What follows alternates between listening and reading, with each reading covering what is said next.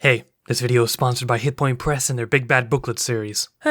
Remember when I did that Shield Hero video and you all thought that was gonna be infinite armor class in D&D? Yeah, I do too, and even though that video came out like a year ago, literally nobody else tried to capitalize on the matter. There's only like 3 solid videos out there trying to make characters with super high ACs, and everyone's doing it the normie way, which is boring and I don't like it. So today I'm once again breaking this tabletop game to teach you all how you can get infinite armor class in D&D. Obviously, the later abominations of characters we'll create will be incredibly bizarre and borderline insane, but the fact remains that it's possible. So bear with me as we spiral down this abyss and let's see what we can come up with. First off, what does it mean to have a high AC? Well, in D&D, the higher the number, the more difficult you are to hit. And even when you are hit, it's how difficult you are to injure. For instance, a turtle moves at the pace of a snail, but their shell provides a strong defense to protect their body, so their AC is high. Similarly, birds are fidgety little speed machines that burst off into the air the second something scares them. Their AC comes from agility and how fast they can move to escape danger. So we already have 2 different ways to go about this. Either we stock up our character on ballistic missile-proof armor, or we make them so fast that not even a gunshot could fly faster. Hopefully that makes sense for everyone, so let's get to work on some weird builds and see how high of an AC we can reach. Using a wish spell for infinite AC! Yeah, sure, it can work. Literally just say, I want my character sheet to have a 90-degree rotated 8 in the armor class section, and I'm sure your DM will easily give you exactly what you want. Wishes totally aren't the ultimate monkey's paw, and I'm sure all those movies and video games having wishes blow up in people's faces definitely won't encourage your DM to make you suffer. Anyway, yeah, wish works, but use it at your own risk. I'm not liable for any injuries the spell's gonna cause. Hiding in a giant adamantine ball for infinite AC? Okay, well, first off, would standing in a giant sphere of metal be considered armor? I don't know, it might be, because objects in D&D have their own AC, with paper being the weakest and adamantine being the strongest. Apparently nothing's stronger than adamantine, and although you're not technically wearing the ball, it will protect you until it's destroyed, so you can basically say that the ball's AC is your own. Sad to say, adamantine only has an AC of 23, so it's nothing too special, especially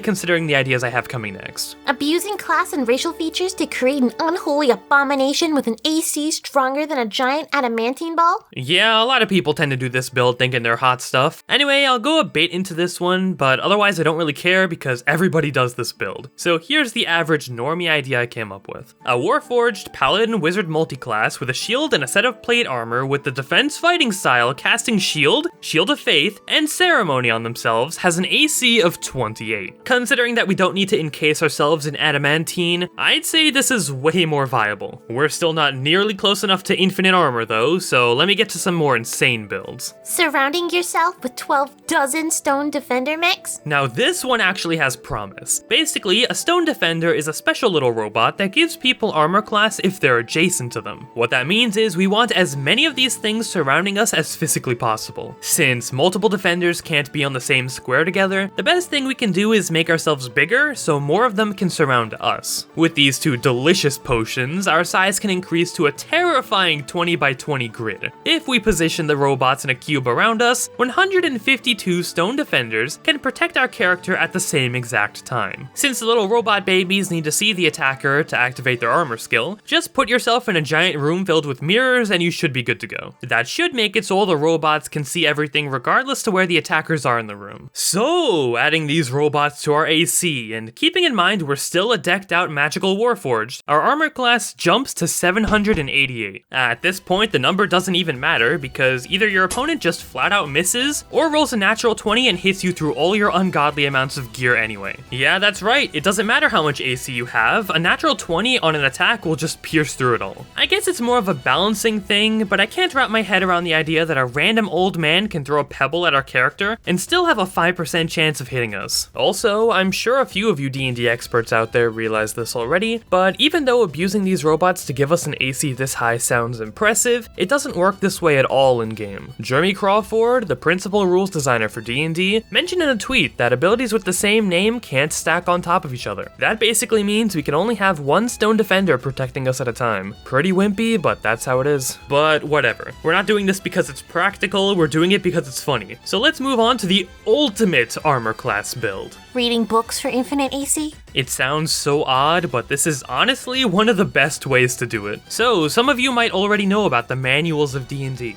These are special magical items you can find in the game, and after completely finishing one of these books, you gain a stat bonus depending on the book you read. The book loses its magic afterwards, and it takes 100 years to be restored. Now, one of these things is called the Manual of Quickness of Action. With this specific book, you can read it to gain points in your dexterity. At this point, we're relying on moving at Mach speeds to avoid taking damage. Now, the concept in theory makes sense, but we eventually come to the issue of, if the book takes 100 years to restore its magic, how do you get infinite AC with them? Becoming a lich for infinite AC? Oh yeah, that could solve it. All you'd need is a single magical book and a body that never dies. Give yourself an eternity to read the thing, and to infinity and beyond, your AC will soar. Is it fast? Heck no. Is it efficient? Maybe. Obviously, I'm writing this as I think of stuff that could work, so I honestly don't know what the Blaine of the Future will come up with next. Creating more books for infinite AC? Wow, Blaine of the Future, is that the best thing you could come up with? Well, this book here has a neat little section that summarizes the following. If you steal crafting supplies from a powerful creature, you can spend 25 work weeks and 20,000 gold to make a new book. If you have the time, the money, and the ability to track down magical ingredients, you can create tons of these things. Pair that up with being a lich, and that'll skyrocket your reading speed. The big issue now are the complications that might arise from crafting these magical items. These are random events that just happen to make your life difficult. So let's go over those and come up with some easy ways to deal with them. Rumors swirl that what you're working on is unstable and a threat to the community.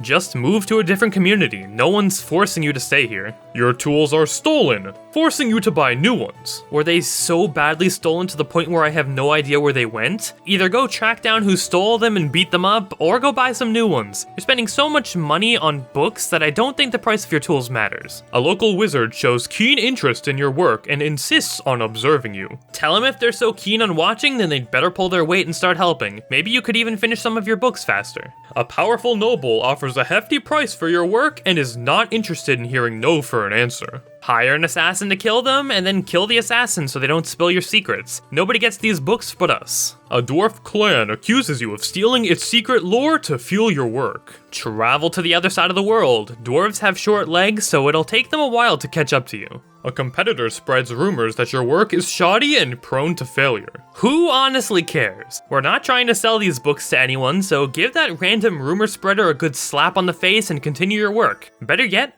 they're competitors, right? So if they're also in the business of making these books, might be worth staging a robbery, who knows? All of these ideas might be too annoying to make crafting your dexterity books a good idea, so if this insanity ever gets too hard to deal with, here's another thing you can do. Use homebrew for infinite AC.